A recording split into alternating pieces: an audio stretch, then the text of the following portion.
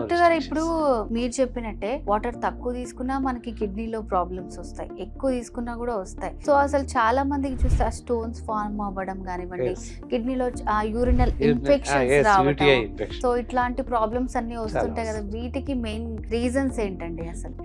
Water తక్కువ తీసుకోవడం, ఎక్కువ తీసుకోవడం ఒక్క ఉదయం మనం లేవక ముందు నుంచే బ్రేక్ఫాస్ట్ నుంచి మొదలుకొని నైట్ డిన్నర్ వరకు కూడా ఆన్లైన్ లో ఆర్డర్ పెట్టేసి తెప్పించుకుంటాం. గ్రే ఐటమ్స్ అవ్వచ్చు, జంక్ ఫుడ్స్ అవ్వచ్చు, ఫాస్ట్ ఫుడ్ సెంటర్ లో లభించేటటువంటి నూడిల్స్ నుంచి మొదలుకొని అన్ని రకాల ఫ్రైడ్ ఐటమ్స్ ఏవి కూడా తినకూడదు. ఇవన్నీ కూడా ప్రమాదాన్ని తీసుకొస్తాయి. అండ్ యాజ్ వెల్ యాజ్ కిడ్నీలో ప్రాబ్లమ్స్ రావచ్చు, ఇతరత్ర యూటీఐ ఇన్ఫెక్షన్స్ వస్తాయి. అండ్ ఒంట్లో మలినాలు చేరిపోయి ఏంటంటే కిడ్నీ వాపు రావడం, లివర్ వాపు రావడం, ఒంట్లో వేస్టేజ్ నీరంతా పేరుకుపోవడం,